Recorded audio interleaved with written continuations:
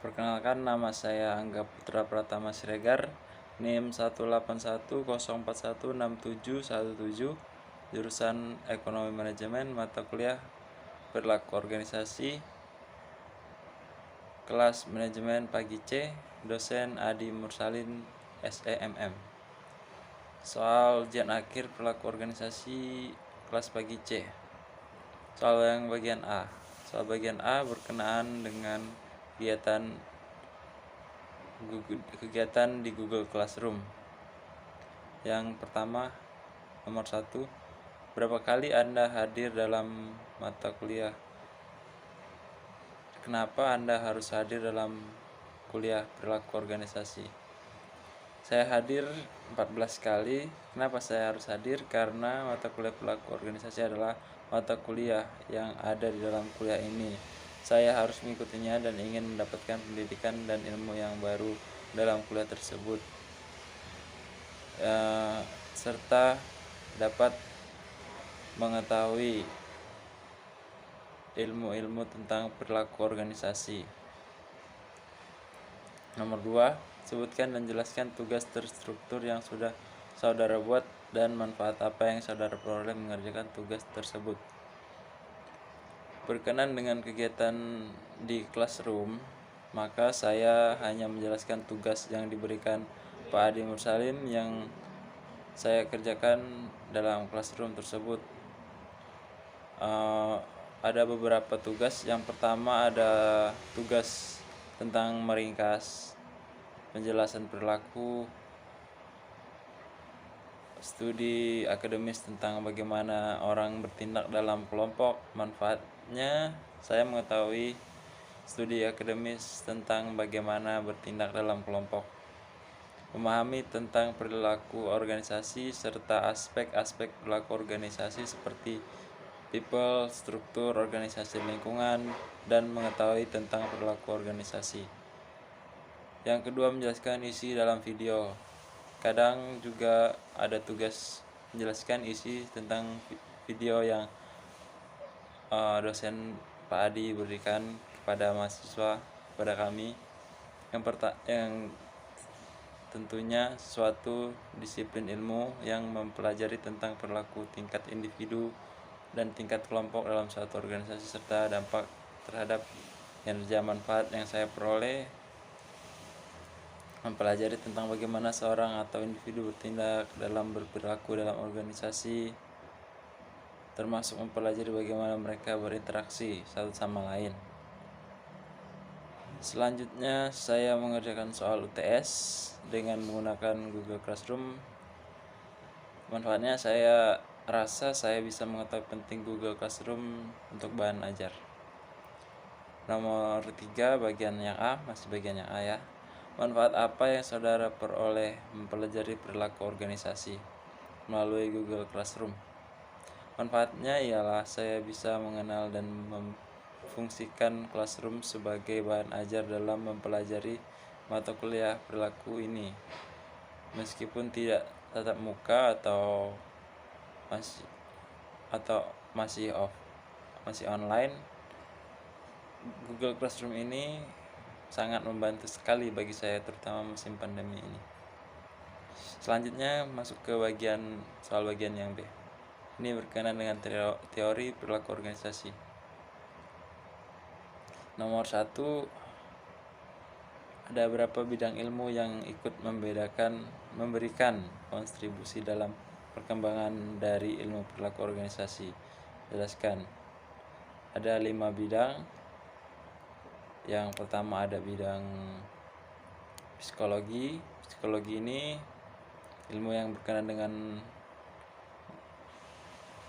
usaha untuk mengukur, menjelaskan, dan kadang-kadang mengubah perilaku manusia. Oleh karena itu, para psikolog melibatkan diri dalam studi dan usaha untuk memahami perilaku individu. Selanjutnya ada sosiologi. Pusat perhatian sosiologi mempelajari sistem sosial di mana para individu memainkan perannya. Artinya sosiologi tersebut mempelajari manusia dalam hubungan dengan manusia lain. Yang ketiga itu ada bidang yang ketiga ada psikologi sosial. Tidak jauh berbeda dengan ilmu psikologi yang pertama. Ilmu psikologi sosial ini mempelajari perilaku antar pribadi ya. Yang artinya lebih dalam lagi, antar pribadi dalam arti berusaha mencari penjelasan tentang bagaimana dan mengapa individu berperilaku tertentu dalam kegiatan kelompoknya. Berikutnya ada bidang antropologi. Bidang antropologi ini mempelajari masyarakat untuk mengetahui seluk-beluk manusia dan aktivitasnya. Hal yang dapat diambil dari antropologi ini perilaku manusia seperti perbedaan fundamental dalam nilai. Bidang yang terakhir ilmu politik. Para ilmuwan politik mempelajari perilaku individu dan kelompok dalam suatu lingkungan politik. Berbagai hal yang dapat diambil dari ilmu politik oleh perilaku organisasi adalah struktur konflik, alokasi kekuasaan, dan bagaimana orang memanipulasi kekuasaan untuk kepentingan pribadinya. Berikutnya soal nomor 2 bagian yang B. Pengertian organisasi dan unsur-unsur organisasi. Organisasi merupakan sekumpulan orang-orang yang disusun dalam kelompok-kelompok yang bekerjasama untuk mencapai tujuan bersama. Sedangkan unsur-unsur organisasinya ada personil atau man, sering disebut man, bisa juga disebut man, yaitu unsur ini merupakan unsur terpenting dimiliki dalam suatu organisasi, di mana dalam unsur organisasi tersebut personel yang mempunyai tingkatan jabatan dan fungsi kerja masing-masing disesuaikan dengan jenis suatu organisasi tersebut. Berikutnya ada unsur kerjasama atau teamwork. Unsur ini merupakan unsur penting dalam suatu organisasi, di mana dengan adanya kerjasama maka tujuan organisasi bisa tercapai. Berikutnya ada unsur tujuan organisasi. Unsur ini merupakan tolak ukur atau cara pandang suatu organisasi dalam bekerja untuk mencapai tujuan yang ingin dicapai. Berikutnya ada peralatan atau equipment. Unsur ini lebih kepada peralatan-peralatan yang mendukung suatu organisasi sebagai sarana. Selanjutnya ada unsur lingkungan atau environment. Unsur ini lebih kepada aspek lingkungan seperti kondisi sosial, ekonomi, budaya, dan teknologi sebagai pendukung dalam mencapai tujuan satu organisasi.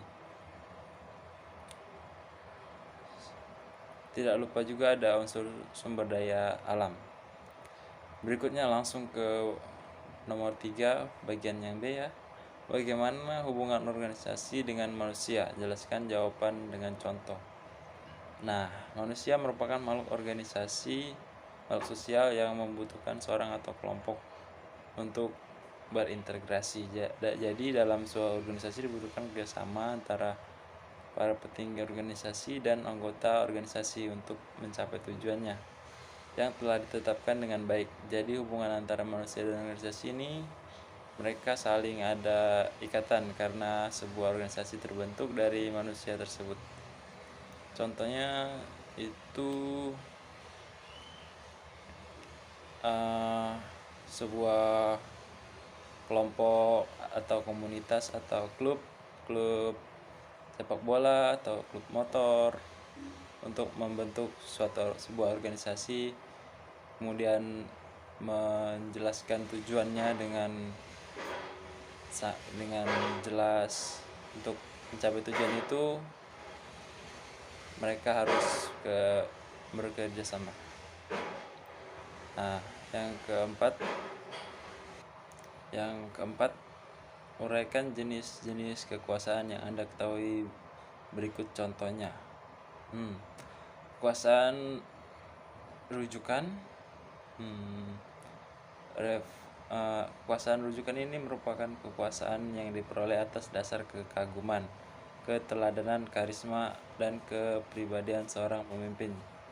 Contohnya ada seorang kepala desa yang memimpin banyak orang karena kepribadian dan karismanya. Kemudian karena sudah dua periode, tapi tetap dengan karisma dan kepribadiannya yang diperoleh karena kekaguman, jadi bisa sampai 3 periode. Selanjutnya nomor 5 yang bagian B. Apa yang dimaksud dengan persepsi pada prakteknya? Kadang-kadang terjadi kesalahan dalam mempersepsikan orang lain. Sebutkan dan jelaskan kesalahan dimaksud. Persepsi adalah kepengalaman tentang objek, peristiwa, atau hubungan-hubungan yang diperoleh dengan menyimpulkan informasi dan menafsirkan pesan. Kesalahan atau kekeliruannya dalam persepsi terbagi menjadi 6. Yang pertama ada kesalahan atribusi, yaitu kesalahan ketika kita dalam memahami penyebab perilaku orang lain yang disebabkan kurangnya persepsi atau persepsi kepada orang tersebut kurang atau tidak utuh. Yang kedua ada kesalahan efek halo, yaitu kesalahan persepsi disebabkan karena salah mempersepsikan seorang pada kesan pertama. Yang ketiga ada kesalahan stereotip, yaitu menggeneralisasikan orang berdasarkan sedikit informasi dan membentuk asumsi mereka berdasarkan keanggotaan mereka dalam suatu kelompok. Nah, yang keempat ada prasangka atau mempersangkakan seorang. Yang kelima ada gegar budaya, kesalahan gegar budaya ya. Ada 5 ternyata. Itulah 5 kesalahan yang atau kekeliruan dalam persepsi terbagi menjadi 5 kesalahan tadi. Ya, yang selanjutnya langsung masuk ke nomor 6 ya. Jelaskan apa yang dimaksud dengan motivasi. Jelaskan tahap proses motivasi. Nah, motivasi ini adalah proses yang menjelaskan intensitas atau arah dan ketekunan seorang individu untuk mencapai tujuannya. Ada 3 elemen utama dalam definisi ini, yaitu intensitas, arah, dan ketekunan.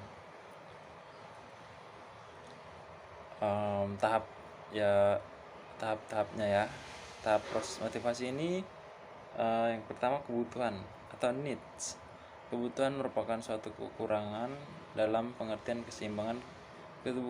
Kebutuhan tercipta apabila terjadi ketidakseimbangan yang bersifat fisiologis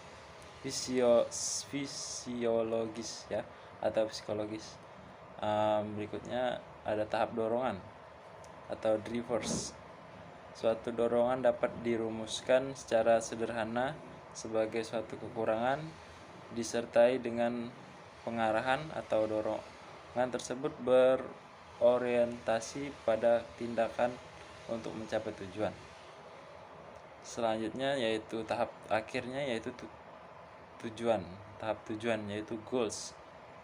Suatu tujuan dari siklus motivasi adalah segala sesuatu yang akan meredakan suatu kebutuhan dan akan mengurangi dorongan. Jadi pencapaian suatu tujuan cenderung akan memulihkan ketidakseimbangan menjadi keseimbangan yang bersifat fisiologis dan psikologis. Selanjutnya lanjut ke nomor 7 bagian yang B. Soalnya itu memberikan penjelasan uraian Anda yang dimaksud dengan kekuasaan beserta contohnya.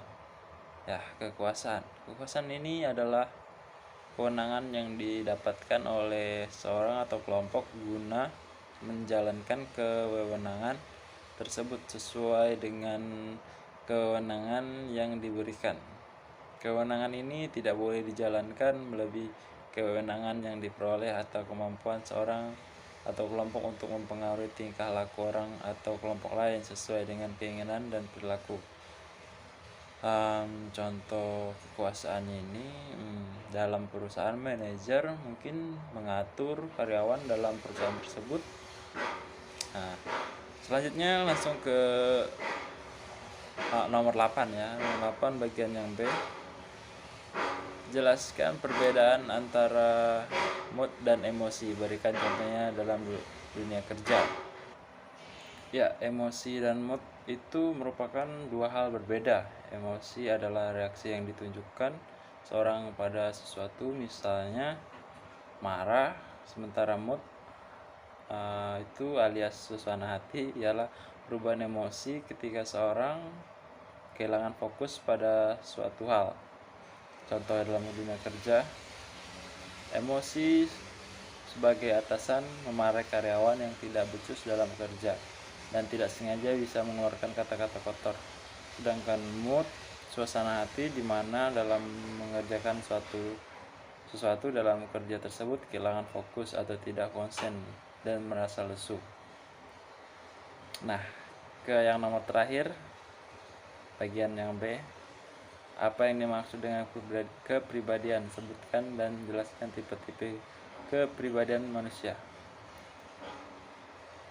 Kepribadian adalah seluruh cara seorang individu bereaksi dan berinteraksi dengan individu lain. Tipe-tipe kepribadian manusia ada 4. Yang pertama ada sanguinis, yaitu orang dengan tipe kepribadian cenderung hidup, optimis, ringan dan ringan. Tipe ini juga menyukai petualangan dan memiliki toleransi tinggi dan akan risiko. Wow. Selanjutnya ada seorang dengan kepribadian pragmatis, biasanya orang yang cinta damai. Tipe ini biasanya mencari keharmonisan antara pribadi dan hubungan dekat dengan membuat orang menjadi pasangan yang setia dan orang tua yang penuh kasih sayang. Wah, ini seperti saya ya. Yang ketiga ada koleris. Tipe koleris, seorang dengan kepribadian koleris biasanya orang yang sangat berorientasi pada tujuan. Orang koleris terkenal sangat cerdas, analitis, logis, sangat praktis dan langsung. Tipe ini tidak harus menjadi teman baik atau orang yang ramah. Wah, ini bukan tipe saya. Yang keempat, orang dengan kepribadian melankolis. Orang melankolis ini menyukai tradisi, misalnya wanita memasak untuk laki-laki membuka pintu bagi wanita. Tipe melankolis rata-rata mencintai keluarga dan teman-temannya, tidak seperti orang yang sanguinis. Demikian untuk jawaban UAS yang bisa saya jawab tanggal 21 Januari 2021, mata kuliah perilaku organisasi. Kurang lebihnya saya mohon maaf. Terima kasih.